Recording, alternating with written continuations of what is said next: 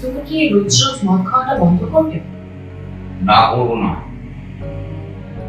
আমি যে কাজ করি তার জন্য প্রতিদিন মদ খেতে হয় পার্টিকে খুশি রাখার জন্য। তার মানে তুমি আমার কথাটা শুনবে না, তাই? না, শুনবো না। তোমার কথা শুনলে আমার ব্যবসা চলবে না। তুমি এখন আমার কথা কেন শুনতে যাবে? তোমার তো কথা শোনার লোক হয়েছে, তার কথা শুনবে, আমার কথা কেন শুনতে যাবে, তাই না? দেখ, একদম ফালতু কথা বলবি না। কি আছে আমার যে আমি তার কথা শুনতে যাব? তোমার কি মনে হয় আমি কিচ্ছু বুঝি না? আমি কি এতটাই বোকা? কাজ থেকে ভোর রাতে বাড়ি ফিরে সকালবেলা উঠে খেলে বা না খেলে কোনো না কোনো বাহানায় বাড়ি থেকে বেরিয়ে যাও। এই কাজ তো অনেক মানুষই করে, কই তারা তো তার বাড়ি থেকে দূরে থাকে না। দেখো, আমাকেই সবকিছু অ্যারেঞ্জমেন্ট করতে হয়। আর একটা কথা ভালো করে শোনো, এসব কথা কোনোদিন প্রমাণ ছাড়া তুমি আমাকে বলতে আসবে না, তাহলে কিন্তু আমার থেকে আর কেউ বেশি খারাপ হবে না। আমার কাছে উপযুক্ত প্রমাণ নেই বলে আমি কিছু বলতে পারছি না। যেদিন আমার হাতে উপযুক্ত প্রমাণ আসবে না, সেদিন কি আমি তোমাকে দেখিয়ে দেবো আমি কি। ঠিক আছে, ঠিক আছে, এখন এখন আমাকে একটু ঘুমাতে দাও। চলো চলো চলো।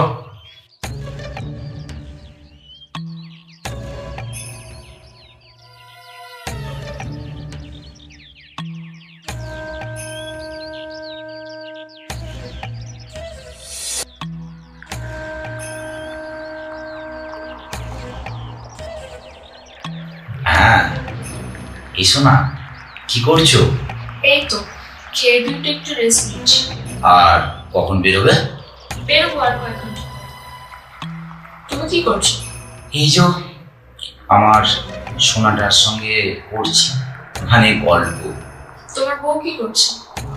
ও তো রান্নাঘরে বোধহয় রান্না টান্না করছে। শোনো না, এইভাবে না আর ফোন করতে ভালো লাগে না। তুমি কিছু একটা ব্যবস্থা করো না, যাতে এইভাবে না আর ফোন করতে হয়। তুমি যেটা বলছো সেটা কোনোদিনই সম্ভব না। তোমার বউ থাকবে, তুমি আগে তোমার বউকে ডিভোর্স দাও। ঠিক আছে, ঠিক আছে, আমি ওকে ডিভোর্স দিয়ে দেবো। আমি বেঁচে থাকতে সেই স্বপ্ন তোমার জীবনে পূরণ হবে না। হ্যালো বন্টি, আমি এখন রাখছি, বুঝলি? বাহ বাহ, মনের মানুষের থেকে এক মিনিটে বোন হয়ে গেল। কি বলতে চাইছো তুমি? তাছাড়া দীপা আমার বোন হয়, সেটা তুমি জানো না? সেটা আমি আগে জানতাম, এখন নয়। রিন্টু, তোমার সবকিছু আমি বুঝতে পারতাম, কিন্তু তোমার ছিল না বলে, তাই জন্য জীবনে আমি তোমাকে কিছু বলতে পারি। এবার দেখো আমি কি করি। যে আগুনে তুমি আমাকে জ্বলিয়েছ না, সে আগুনে আমি তোমাকে জ্বালাবো, নয়তো আমার নাম রীতা নয়। রীতা, রীতা শোনো, রীতা, রীতা।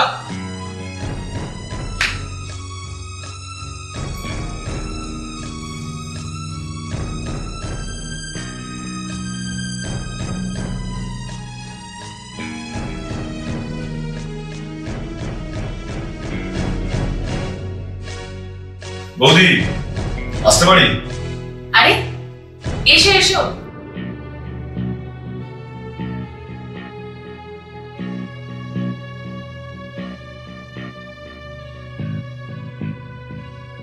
তা বোনকে নিয়ে আসলে না? তোমার ননদকে বললাম, বললো তুমি একাই ঘুরে আসো।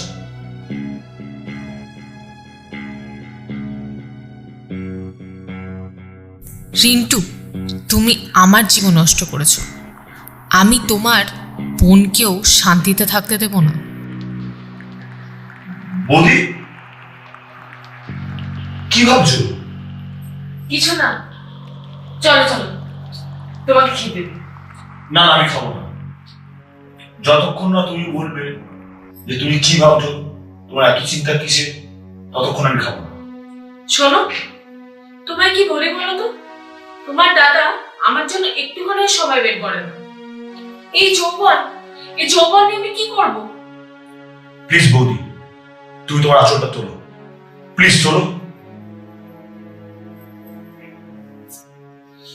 এবার বল বৌদি, আমি তোমার জন্য কি করতে পারি? তুমি চাইলে সবকিছু করতে পারো। তুমি পারবে না? তোমার এই ফুলের মতন বৌদির সব জ্বালা যন্ত্র মিটিয়ে দিতে? না বৌদি, এটা সম্ভব নয়।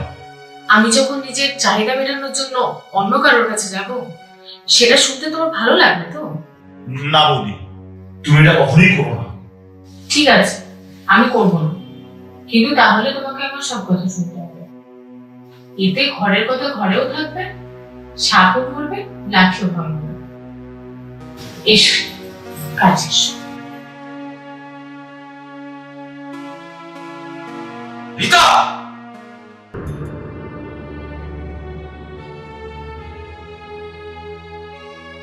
চিৎকার করছো কেন? তুমি আমার ঘরে রাসলীলা করবে আর আমি চিৎকার করবো না? আমি তোমার বাড়ির ভেতরে করছি বলে তোমার খারাপ লাগছে? ঠিক আছে, কালকে থেকে বাইরে গিয়ে করবো। এসব কি বলছো তুমি? ঠিকই বলছি, খারাপ লাগছে কেন? যখন নিজে থেকে করো তখন খারাপ লাগে না, তখন আমার খারাপ লাগে না। এখন আমি করছি বলে খারাপ লাগছে? কি বলছো তুমি এসব? ও বাবা, খুব খারাপ লাগছে? তুমি যা করছো তাই তো আমি করছি, এতে আবার খারাপ লাগার কি আছে? তুমি শেষে আমার নিজের বোনের বরের সাথে কেন কেন চাইছো আমার নিজের বোনের জীবনটাকে এভাবে নষ্ট করে দিতে?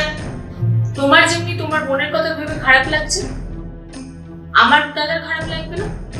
আমিও তো কারো বোন। শোনো রিন্টু, কোনো কিছু অন্যায় করার আগে না একবার ভেবে দেখবে, এই অন্যায়টা যদি তোমার বাড়ির কারোর সাথে হয় তোমার কেমন লাগতে পারে। রীতা, রীতা, আমি আমার ভুলটা বুঝতে পেরেছি। তুমি তুমি আমাকে ক্ষমা করো রীতা, আমায় ক্ষমা করো। ভাই, তোমাকে অনেক ধন্যবাদ। তোমার জন্য আমি আমার বরকে সঠিক রাস্তায় আনতে পারলাম। মানে? তুমি কি ভাবলে এটা সত্যি ছিল?